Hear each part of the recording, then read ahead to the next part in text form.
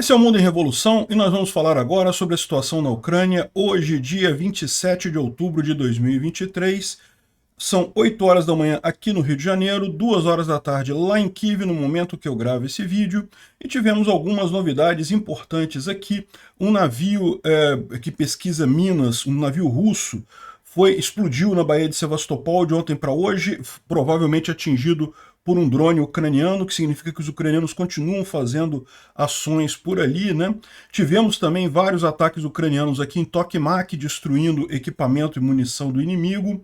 Na linha de frente, aqui em Kherson, os ucranianos continuam avançando, parece que um contingente significativo chegou em Krinky, né, aquela cidade que já estava com alguns ucranianos ali, agora parece que veio uma leva um pouco mais pesada aqui, os russos estão extremamente preocupados, né?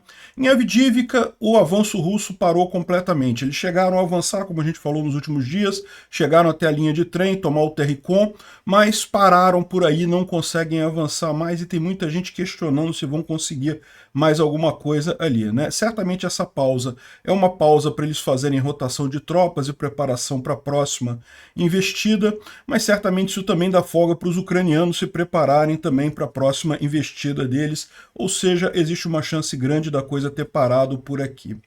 Bom, ontem surgiram rumores da morte do Putin. É o general SVR. Eu já expliquei para vocês que esse blogger ele não é muito confiável, não. Ele já falou algumas coisas que acabaram se mostrando verdade, mas também ele já falou outras coisas que ninguém conseguiu comprovar. Então, eu não acredito que tenha morrido o Putin. Está pouco provável que tenha acontecido isso, mas por via das dúvidas, a gente vai falar aqui o que ele está dizendo que aconteceu lá, só para a gente ficar sabendo, né? E quem sabe, né? Eu já botei o champanhe na geladeira, não custa nada, né? Vai que a gente tem coisas a comemorar aí nos próximos dias, né? E outra novidade surpreendente foi o novo presidente da Câmara dos Estados Unidos, o Speaker of the House, que falou com todas as letras que não vai abandonar a Ucrânia, que vai continuar o financiamento da Ucrânia. Uma coisa muito positiva, tá vendo? Eu não falei que as notícias não eram tão ruins assim ontem. Vamos falar sobre essas e outras notícias em detalhes. Essas notícias foram sugeridas por Rei Supremo do ANCAP, Sagat Bordiev e várias outras pessoas. Obrigado aí ao pessoal que sugeriu a notícia. Obrigado a você que está assistindo o nosso vídeo. Se você gosta do nosso conteúdo, por favor, deixe o seu like e se inscreva aqui no canal, né? E agora, se você tiver interesse, tem a opção também de você fazer parte do canal, se tornar membro do canal, né? Tem um botão agora que em inglês é Join, em português é Inscreva-se ou Torne-se membro, alguma coisa assim. Se você entrar ali, é um pagamento mensal que você faz, você pode escolher 3 faixas de valores e você vai ter acesso ao nosso Discord, bater papo lá com a gente, ver as preparação dos vídeos e coisa e tal, enfim, novidades lá. E tem também acesso ao prêmio Senhor Bovino Gadoso também, quem se tornar membro neste canal, né? Os russos lançaram um ataque de ontem para hoje no Corpo de Bombeiros de Kharkiv. Então, 8 bombeiros foram feridos, 4 deles estão no hospital, ou seja, os outros 4 foi ferimento leve. O prédio em si e alguns equipamentos foram também danificados. Realmente não dá para entender isso, né? Atacar corpo de bombeiro, né? Realmente muito triste isso daqui. Isso daqui são caminhões que foram doados pela Alemanha, né, para o corpo de bombeiro da Ucrânia. Mas enfim, foram atingidos ali na região de Kharkiv, né?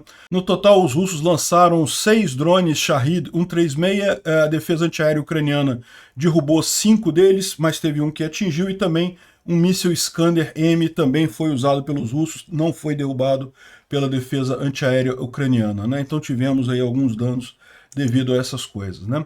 Mas a verdade é que os russos tiveram problemas também, um problema bem significativo. Isso daqui é uma das maiores usinas termoelétricas lá de Moscou, dá para ver que é bem perto do centro de Moscou, né? Aqui tá a imagem, o centro de Moscou, o centro econômico de Moscou, não é a área histórica do Kremlin, não, é o centro novo de Moscou, né?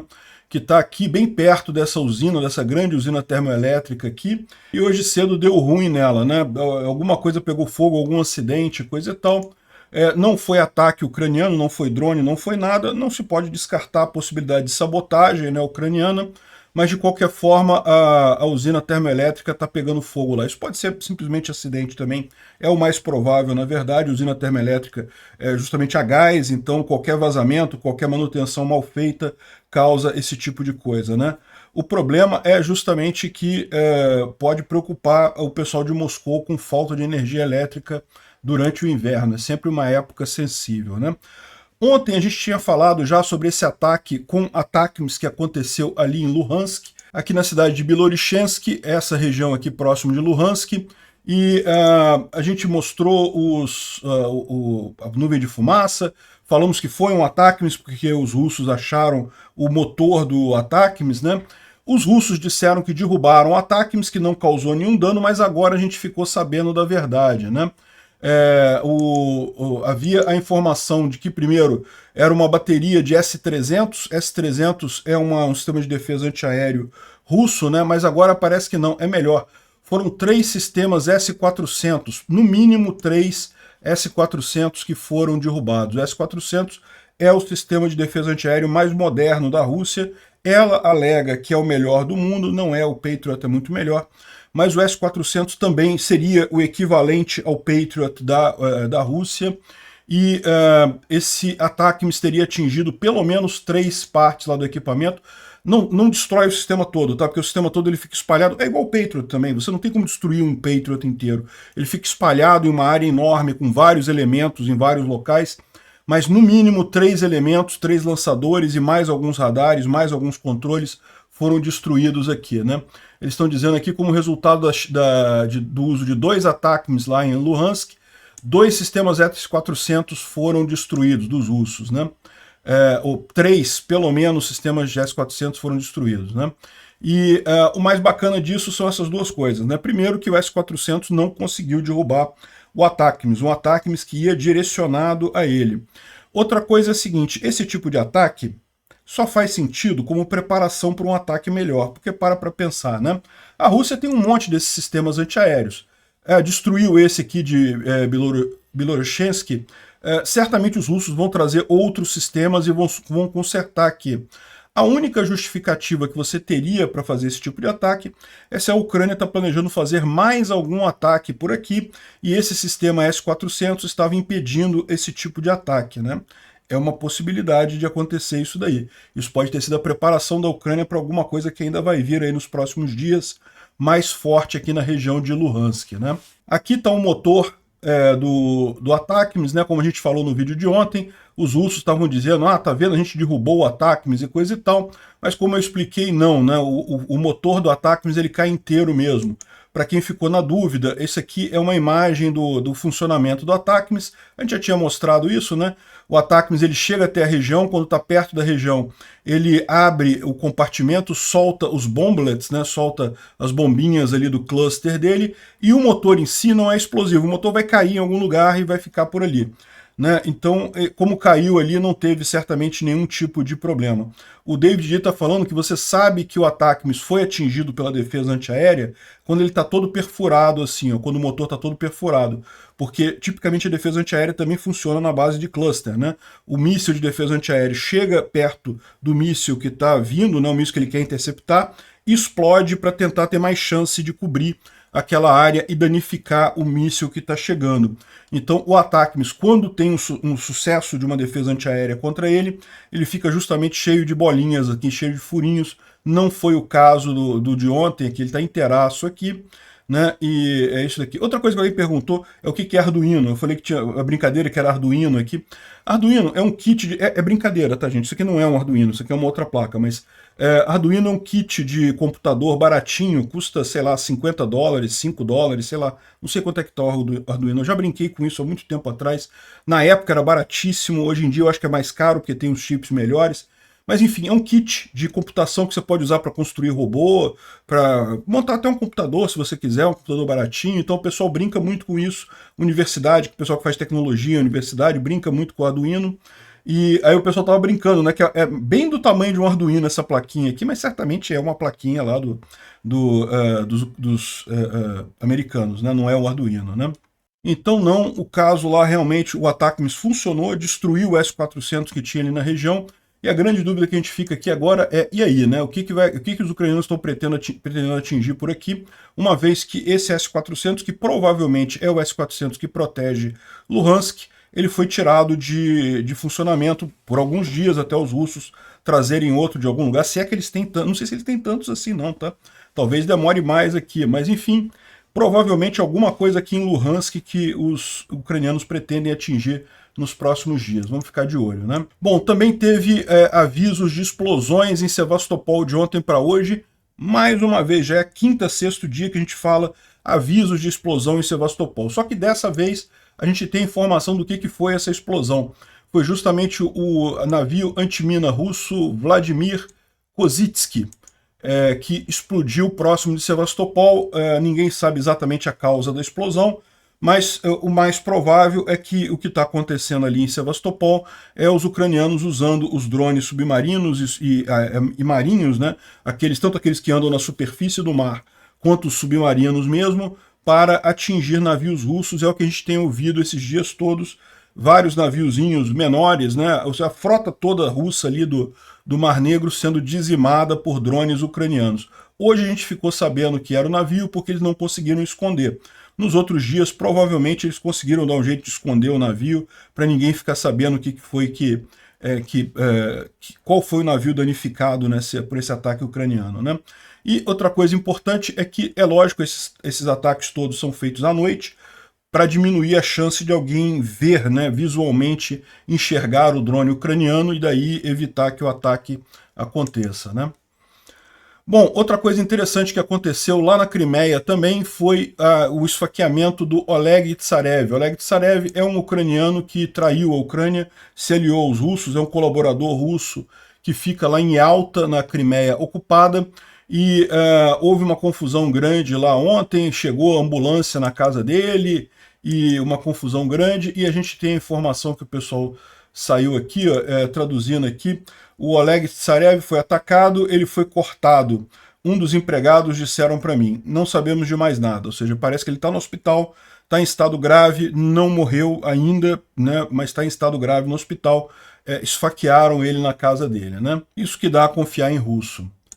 Bom, também teve um grande número de explosões em Tokmak hoje cedo, tá? A gente não tem as imagens, não tem a informação de exatamente onde foi, mas houve um grande número de explosões aqui em Tokmak. Tokmak, vocês sabem, é uma base russa muito forte aqui, aparentemente, segundo esse mapa, foi na base aérea de Tokmak aqui as explosões, mas os russos usam isso daqui como base justamente da defesa deles nessa ofensiva aqui de Robotnia, né? A gente não tem informação do que foi atingido, mas muito provavelmente é depósito de munição, armas e agrupamento de tropas russas ali naquela região, né? Bom, falando sobre a linha de frente aqui na região de Kherson, né? Nessa região aqui, a gente sabe que os ucranianos estão fazendo alguma coisa aqui na margem esquerda do rio Dnipro, e basicamente, que a gente tem já confirmação, eles estão atacando Poima, Pichanivka, Pidstepny e também aqui em Krink, né? E aqui em Krink, particularmente, eles estão há vários dias, os russos estão tentando tirar eles de lá ativamente, já trouxeram até tanque para cá e não conseguiram tirar os ucranianos daqui. E a novidade que a gente tem aqui, que é muito interessante, é o seguinte: aqui a gente já sabia, né, que os ucranianos continuam aqui na região de Poima, Pichanivka, também aqui em Pidstepny e também aqui em Krink, e chegaram inclusive a interromper também a estrada aqui, né? Então essa estrada aqui ela já está interrompida em duas partes. Isso é muito positivo para os ucranianos, porque praticamente impede que qualquer tropa russa que esteja aqui em Kozak e Larehi, por exemplo, seja abastecida, né? Você pode entender que é exatamente esse o interesse dos ucranianos. Vocês lembram, alguns meses atrás, os ucranianos chegaram a montar uma cabeça de ponte muito grande, que englobava até a parte oeste aqui de Kozak e Larehi. Kozak e Larehi é um vilarejo, tá? Não é muito grande, mas repara como é que é maior do que essas cidadezinhas todas que a gente está falando aqui. Na época, os russos botaram um monte de reforços aqui e tiraram os ucranianos aqui da região de Kozak e Larehi. Então aquela cabeça de ponte que teve aqui foi retirada. A que tem aqui não foi retirada, tá? A cabeça de ponte aqui de Antonivka ainda continua, e dá para entender que é basicamente essa a ideia dos ucranianos agora, é cortar essa estradinha aqui para dificultar o abastecimento de Kozak e Larehi. É lógico, os russos ainda podem usar a M14 aqui, né? Ainda tem estrada aqui para abastecer Kozak e Larehi pela M14, mas eles ficam com menos opções, né? A opção de abastecer essas tropas todas aqui usando essa estradinha ficou bastante difícil agora, uma vez que eles não têm nem esse pedaço aqui da estrada, nem esse pedaço de cá, né? Mas o mais interessante da coisa é a informação de hoje cedo, tá? Isso daqui foi hoje, dia 27, na parte da manhã, que a gente teve a informação que o exército cruzou o rio Krink, né? Ou seja, o exército ucraniano está na parte norte do vilarejo. Eu estou entendendo que ele está se referindo aqui a um cruzamento, a uma quantidade maior de pessoal, né? A gente já tinha visto que há alguns dias os ucranianos estavam reforçando as posições aqui, e aparentemente agora veio um grupo muito grande de ucranianos para a região de Krink para fortalecer essa ofensiva aqui. Imagina-se que vai ter aí algum avanço significativo nessa história, né? Aqui tem mais um blogger militar falando sobre isso. Ele diz aqui ó, que está tensa a situação em Krinsk. O inimigo hoje estava ativamente transferindo reforços para a margem esquerda por barcos. Na região de Podstepny, o reconhecimento aéreo identificou grupos tentando obter pontos de apoio perto da estrada. Então, ou seja, a atividade ucraniana ali na região continua muito grande e os russos parecem incapazes de responder à altura, né? Não é que eles não estejam atacando, não, estão atacando, estão usando aviação, estão usando artilharia e tudo mais, mas não conseguem muita coisa, né? Principalmente porque as tropas russas que estão nessa região são tropas mais fracas, menos preparadas, então é muito mais fácil para os ucranianos avançarem aqui do que, por exemplo, nessa área aqui em que os russos colocaram um monte de tropa de boa qualidade aqui deles, né? O que sobrou de tropa de boa qualidade, né? Falando mais um pouco à frente aqui na linha de frente, justamente aqui na região de Oryhiv, né? A gente já tinha mencionado isso ontem, mas a gente tem agora mais informação que os ucranianos avançaram em direção a Nesterianka, né? Então tá aqui a mensagem do Argonzo, e ele fala aqui, ó, traduzindo, né? Na direção de Zaporizhia, os ucranianos, com apoio de artilharia, atacaram Nesterianka e Rovny, deve ser Rivne, essa cidadezinha aqui, Novoprokopivka e Verbove.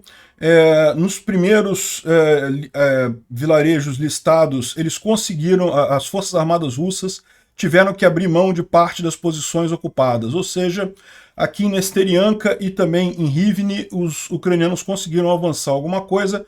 Eles estão dizendo que em Novoprokopivka e Verbove não houve avanço ucraniano, mas sinal que houve algum avanço aqui nessa região, está condizente com o que a gente sabia de ontem, que os ucranianos avançaram aqui em Nesterianka, conseguiram tomar posições russas aqui, né? A cidade ainda está sob controle russo, mas é muito importante os ucranianos tomarem essas cidades aqui justamente para alargar esse saliente, né? Tá se tornando muito complicado, muito arriscado para os ucranianos avançarem aqui sem alargar esse saliente primeiro. Bom, falando sobre a Avdiivka mais adiante aqui em Avdiivka a ofensiva é russa, né? Os ucranianos estão defendendo a cidade, os russos conseguiram de fato chegar à estrada de ferro aqui. O Terricon, alguns estão dizendo que os russos estão dominando o Terricon, outros estão dizendo que está como zona cinza. O fato é que mesmo que eles dominem o Terricon, eles não têm como usar, porque os ucranianos conseguem atingir eles ali com muita facilidade, né? Mas de qualquer forma é preocupante, como eu falei, os russos conseguiram chegar até aqui, mas o fato é que tem começado a surgir algumas críticas a essa ação aqui, né? Por exemplo, o repórter Filatov aqui, que é um blogger russo, ele disse aqui, ó, se não fosse pela indiferença dos comandantes que mandaram a liga de motocicletas sem nenhuma cobertura, uma besteira desse tamanho teria sido prevenida. Eu acredito que esse incidente deveria ser lidado publicamente. Aí ele ri aqui, você vai lá e estuda as leis, você vende o apartamento da sua mãe, o seu carro e tudo que você tiver e deposita para apoiar as minhas crianças, né? Ou seja, ele está dizendo que ele não pode revelar publicamente a besteira que os russos fizeram ali em Avdiivka, porque ele seria preso por conta da lei russa que proíbe, né, desmerecer o exército russo, e portanto, você vai cuidar das minhas crianças, vai apoiar minhas crianças, vai mandar dinheiro para minhas crianças? Não, então eu não vou falar também não o que aconteceu. Mas aconteceu alguma merda muito grande lá em Avdiivka, a gente sabe, é referente a essas milhares de mortes russas aí que aconteceram nos últimos dias, de perda de blindado e coisa e tal, né? Aqui também, eles fizeram a mesma coisa que eles fizeram lá na parte norte, né? A gente já mostrou essa imagem aqui de Krasnohorivka e coisa e tal, um monte de tanques destruídos, um monte de coisas destruídas russas. Esse pessoal fez aqui agora do sul, né? Aqui de Vesely, então da região em que os russos estão, a partir daqui, tentando avançar, né, para norte e não conseguem também. Tudo destruído também aqui na região. Um monte de carcaça russa aqui, de tanques destruídos e APCs e coisa e tal, também em função dessa tentativa russa de avanço ali, né? A Astra Intel traz um texto aqui bem interessante sobre o significado estratégico dos avanços ucranianos e russos ali na região de Bakhmut, de Avdiivka, né? E aí quando você vê que os ucranianos avançaram um pouquinho em Bakhmut, os russos avançaram um pouquinho em Avdiivka, ele pergunta aqui, mas e aí? A influência do cálculo estratégico tem alguma influência a favor da Rússia de qualquer forma? Tenha em mente que tanto o esforço russo por Bakhmut, Avdiivka, bem como o esforço ucraniano em Tokmak foram anêmicos e não tiveram impacto no curso da guerra. Um resultado positivo para a Ucrânia é que Bakhmut marcou o fim das formações do Wagner, né? E um resultado positivo para a Rússia é que a Ucrânia não conseguiu iniciar sua contraofensiva mais cedo. Mas outra coisa, além disso, a situação não mudou nada para nenhum lado, né? Os russos conseguiram alguma coisa de substância, as plantas na cidade que eles estão agora usando. Se a Ucrânia também conseguir um breakthrough ali em Bakhmut e liberar a cidade de Bakhmut, isso só vai representar uma vitória de propaganda, não vai trazer nada a Rússia mais próxima da derrota. Bakhmut foi uma vitória pírrica para a Rússia e uma que o exército russo não se recuperou desde então. Eu gostaria de ouvir sua opinião sobre isso, mas ao mesmo tempo é bastante claro para mim que do ponto de vista da estratégia, que essa guerra só pode ser vencida pelo sul para a Ucrânia ou pelo norte para a Rússia.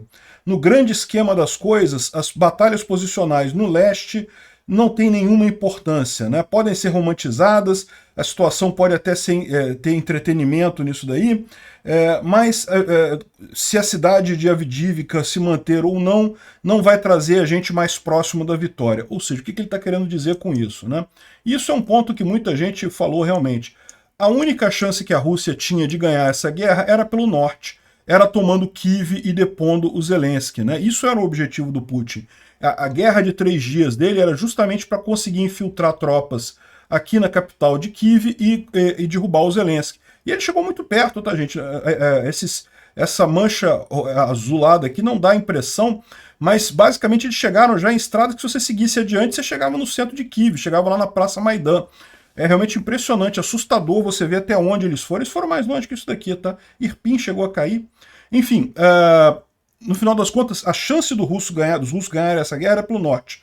Pelo sul, eles podem arrastar território, fazer alguma coisa, mas ganhar a guerra eles não conseguem. Por outro lado, a chance que os ucranianos têm de ganhar essa guerra é pelo sul. Por quê? Porque tomando a Crimeia, o Putin cai, né? O Putin, toda a popularidade dele, toda a política dele é baseada na tomada da Crimeia. Então, a chance dos ucranianos é pelo sul, dos russos é pelo norte, e segundo ele está dizendo lá, todas as batalhas aqui do leste são irrelevantes, né? Essa é a posição que ele colocou aqui, né? Esse aqui é um comentarista ucraniano.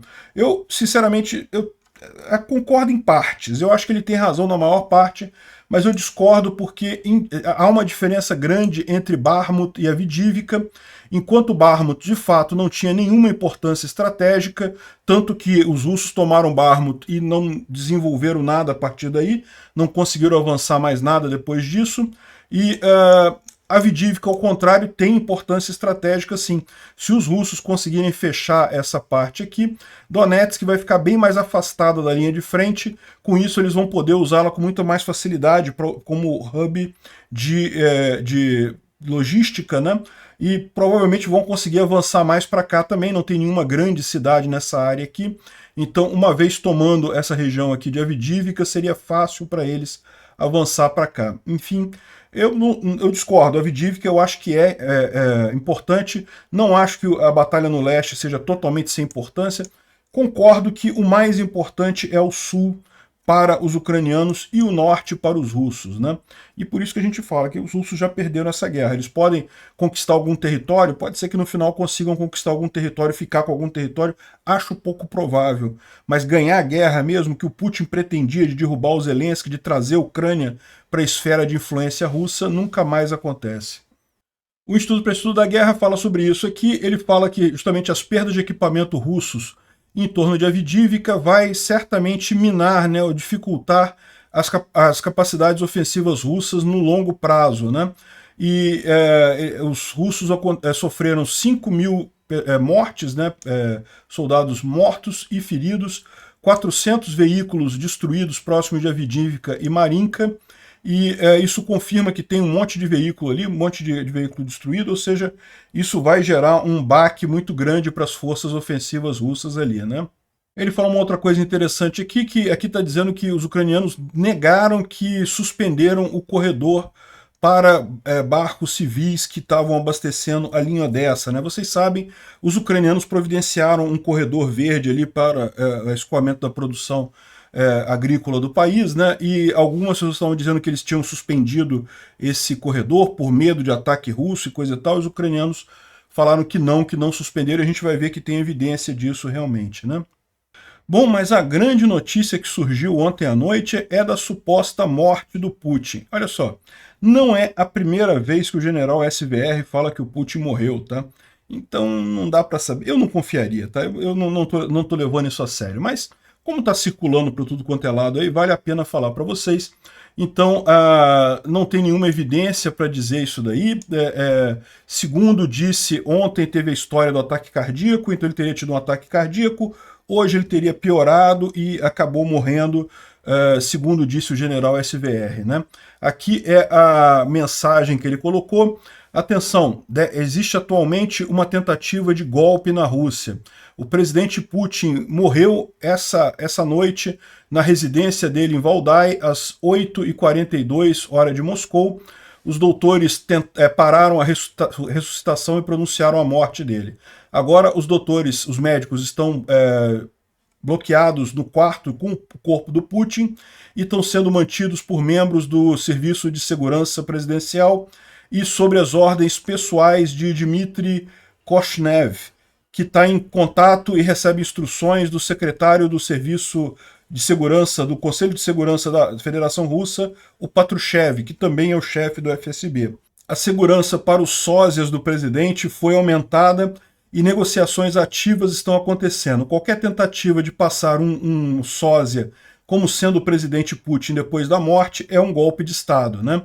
Enfim, essa foi a mensagem que ele colocou lá no Telegram dele, né? Mas como eu falo para vocês, o general SVR ele já fez algumas mensagens que deram certo, que realmente se provaram verdadeiras, mas também já falou muita coisa que não se provou verdadeira. Ele supostamente tem informantes dentro do Kremlin, mas não dá para saber se é de verdade, né? Então, esse é o boato. Eu não acredito nisso, mas... E aí surgiu um monte de piadinha, né? O pessoal, qual deles que morreu, né? Qual dos clones do Putin que morreu, na verdade, né? Então, qual de nós que morreu aqui, a charge aqui do jornal lá do pessoal, né? E qual deles que morreu, né? Então, você virou mais uma brincadeira do que qualquer outra coisa. Então, pessoal, não perca seu tempo. Eu, por via das dúvidas, botei uma champanhe na geladeira, vai que confirmam, né? Mas eu acho que não deve ter sido isso, não. O general SVR não dá firmeza nisso daí. Agora, uma notícia que foi realmente muito positiva ontem à noite, o Mike Johnson, que é o novo presidente da Câmara lá dos Estados Unidos, né? Ele deu uma declaração falando que vai apoiar a Ucrânia, vai apoiar mais dinheiro para a Ucrânia. Ele fez um discurso falando aqui claramente que os Estados Unidos não vai abandonar a Ucrânia, o Putin não pode permitir vencer essa guerra e ele vai apoiar os pacotes de armas para a Ucrânia. Olha só, é o que eu falei para vocês. Existe um motivo para esse cara ter sido eleito. Certamente estava uma briga, uma indefinição. Por quê? Porque tinha aqueles 11 republicanos radicais. Ele não é desses 11 republicanos radicais, tá? Ele até apoia o Trump, ele até é republicano mais linha dura, mas ele não faz parte daquele grupinho de 11 republicanos radicais que é totalmente contrário à Ucrânia e coisa e tal. Então, qual que deve ter sido o acordo, né? O pessoal aceitou esse cara aí. Por quê? Porque esse cara teria o voto desses 11 republicanos radicais, por ele ser pró-Trump, mas houve um acordo com os outros, com a maioria dos republicanos, que é a favor do apoio à Ucrânia. Então o cara deve ter feito esse acordo, e então ele aceitou se tornar, né, o pessoal votou nele para presidente da Câmara, com a condição de que ele aceitasse a questão do financiamento para a Ucrânia. Então eu imagino que seja isso que aconteceu. Ele já está deixando claro que vai continuar o apoio à Ucrânia, que vai aprovar os pacotes de ajuda para a Ucrânia. Então eu acredito que é isso daí que foi o resultado final, né? Botaram um cara que o pessoal dos 11 ali aceitou, mas ele, na verdade, meio que está do lado da Ucrânia agora, apesar da posição ao contrário no passado, né? Ele nunca foi radicalmente contra a Ucrânia, tá? Ele sempre foi ali aquela turma do meio termo. Mas, enfim, boa notícia isso que ele está se pronunciando dessa forma. A gente tem informação também de outros pacotes de ajuda, né? Então saiu mais 150 milhões de dólares para a Ucrânia em mísseis, principalmente munição, tá? A maior parte das coisas aqui é munição. Excelente notícia isso, que bom que continua a ajuda chegando. Agora, é lógico, né? A gente vai ver realmente a coisa funcionar quando chegar o grande pacote de ajuda do Biden lá na Câmara, ele botar para votar, aí sim que a gente vai ter certeza que ele está do lado correto da coisa, né? Vamos aguardar isso.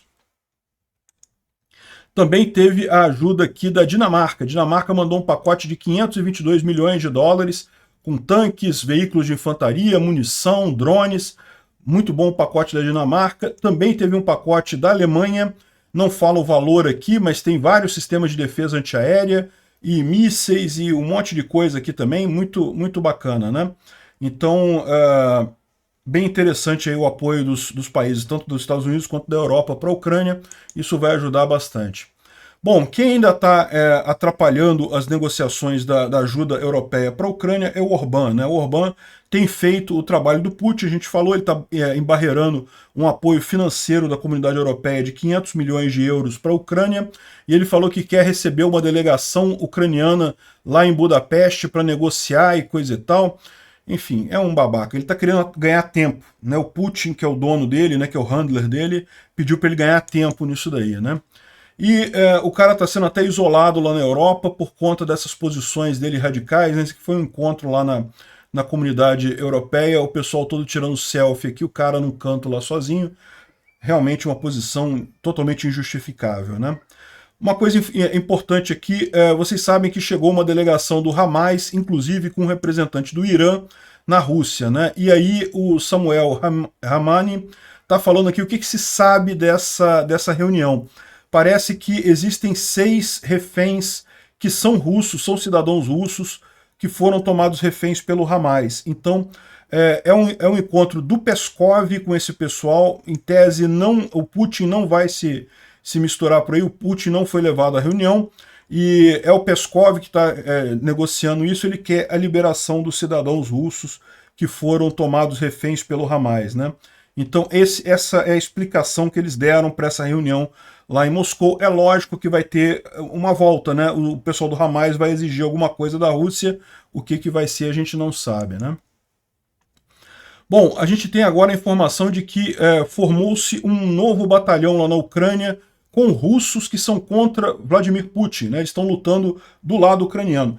Além da Legião Liberdade da Rússia, além do Corpo de Voluntários Russos, agora tem mais um grupo de russos que estão lutando do lado da Ucrânia. Bem interessante esse movimento aqui da Ucrânia, né? Bom, uma informação que a gente falou há algum tempo atrás sobre o gasoduto aqui entre a Finlândia e a Estônia, né? Vocês lembram, a gente mencionou há um tempo atrás que havia um dano no gasoduto aqui entre Helsinki e Tallinn, né? E suspeitava-se que podia ser os russos e coisa e tal, que danificaram o gasoduto, e também parece que um cabo de informações subterrâneo também foi danificado e coisa e tal. A informação que a gente tem agora é que provavelmente foi esse navio chinês chamado Novo Urso Polar, né, New Polar Bear, e o navio teria, a suspeita é que ele jogou a âncora errada e a âncora saiu arrastando esses cabos e o gasoduto e acabou caindo a âncora, né? Ele está aqui sem a âncora, então essa é a imagem aqui do navio chinês. Ele passou ali pela região, então acredita-se que ele que causou esse dano, né? Imagina-se que sem querer, né? Espera-se que sem querer, porque eventualmente pode ter sido por querer também, pode ter sido que o pessoal jogou a âncora de propósito para destruir o gasoduto ali, né? O gasoduto não explodiu, tá? Ele só foi danificado. Outra coisa, eles estão dizendo aqui, repare os containers, né? De fato, se você olhar os containers aqui, ó, aconteceu alguma coisa séria aqui. Os containers desabaram aqui, ó, colapsaram aqui na carga do navio, né? alguma coisa realmente preocupante com esse navio. E aqui a informação de que 4 navios chegaram ao porto de Odessa hoje, como a gente tinha falado lá no Instituto para Estudo da Guerra. O corredor continua funcionando, os navios chegaram lá em Odessa, hoje são 4 navios de locais diferentes, chegaram para abastecer com grãos por lá, né? Obrigado por assistir o vídeo até o final. Se gostou do conteúdo, não esqueça de deixar o seu like, isso ajuda o canal a crescer e a chegar para mais gente. Se não gostou, deixe o dislike e explique nos comentários como podemos melhorar. Comente também sugestões de temas que podemos trazer por aqui. Comentários insultuosos ou defendendo ditaduras e criminosos de guerra serão sumariamente bloqueados. Agradeço a compreensão. Se ainda não é inscrito no canal, considere se inscrever clicando no botão inscrever-se abaixo e marcando a campainha para todos os avisos. Se quiser ajudar o canal, veja no nosso site como você pode fazer isso.